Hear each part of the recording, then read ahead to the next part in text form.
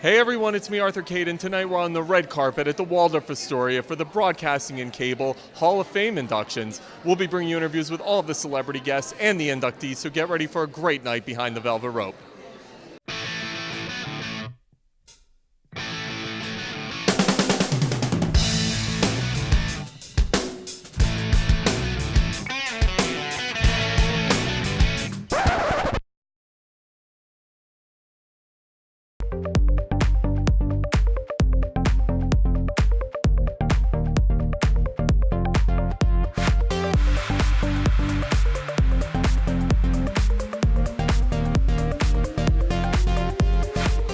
Me about this honor. It doesn't get much better than this in TV, and to see your husband honored like this, it's got to be incredible. Yeah, I've got a lot of Kleenex packed, not for me so much, but when my children get up there and start to honor their father, I'm going to lose it. I really will. And it's so nice to see Bob Iger, who, when I was hosting the late night, nobody knows this story, so this is exclusive. When Frank and I were hosting the late night Olympics in 1988 up at Calgary in Canada, the ratings were amazing. We got the highest ratings ever for late night, but the critics hated us. We were just getting bombarded. Just somebody called us two marshmallows sitting next to the fire. It was just awful. And Bob Iger was with ABC Sports then, but he was not in a high position at all. I'm not exactly sure what his position was, but he certainly wasn't the Bob Iger we've come to know and respect so much today. But he made a point every single day to come to me and Frank wherever we were and show us the ratings. The Today Show's dynamic duo, Matt Lauer, Savannah, Guthrie. First of all, what an incredible honor tonight to be supporting Regis, Kathie Lee, Hoda, everybody's here. It's like you never left work, right? I know, but we like to think of ourselves as Kathie Lee's posse tonight. We're so excited that she's being honored. She's a legend. She's been a legend for a while, so I'm glad she's getting the recognition. And I mean, she's just one of the lights of our show. And of course, this is the only place we'd be on a night like this. Matt, when you look at Kathie Lee and obviously Frank, who's being honored tonight, his legacy, talk to me about that legacy. Well, I think, one of the nice things about tonight on the Frank side of things is I think most people hear the name Frank Gifford and they think great athlete. And they forget that for years and years he was an incredible broadcaster as well. So his contributions to this industry will be recognized tonight as a team, as a dynamic duo.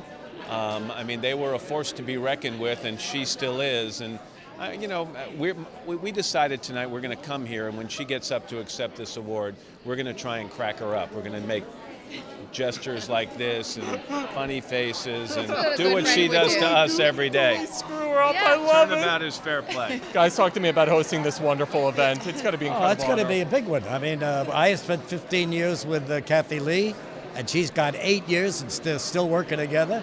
Yeah. It's great. Do you guys ever compare Kathie Lee's stories? There's got to be some great ones. Well, let me think about that. Yeah, Kath is a unique individual. I do think, though, she had the worst interview of her whole career with me. What do you mean? Together? Yeah. We interviewed, you know who we interviewed? Who?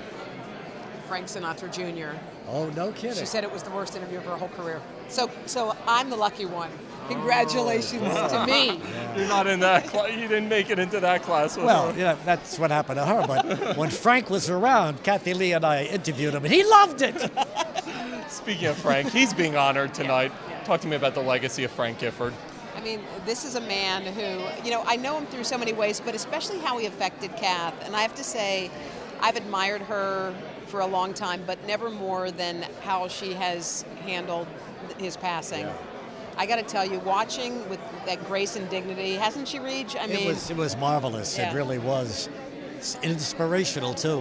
What an incredible honor for you tonight, Dr. Phil. Insane, right, to think back and see this? Well, you're telling me. I never intended to be on television at all, let alone now for 19 years, and to be inducted into the Hall of Fame. I took some time when I understood that I had been earmarked for this award to go back and look through the roster of people. Good grief. It's kind of surreal, to tell you the truth. When you look in your career, you start with Oprah. Now, I just read today, 7 hours ago, you've re-upped till 2020. And Yeah. how has this all happened? What has led to the success? Well, listen, you said the magic word, right? Oprah. I mean, come on. When you got the O factor involved, it's a huge deal. Not only in being a mentor and helping me in launching the show, and she's still involved. She was on my show last week. She has been a great friend since the late 90s, long before I was on her show, and all through, and maintaining that friendship across time, having her to be able to ask questions of, and being trained by her.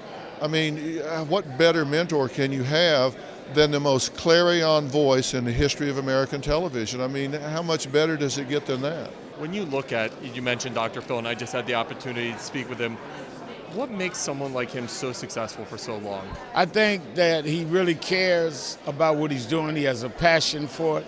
I think he listens to the public, and I think he has a sensitivity to his viewers. So he's not just doing something that he feels, he's trying to feed a public something that they want and need. So a lot of people may try and marginalize what he does, but he has done it so long till they're marginal because they don't understand he's on the pulse of this country. 5-0, congratulations, Mr. Thank Kraft. You're here supporting Broadcasting and Cable Hall of Fame. Why are you here? Who you're supporting?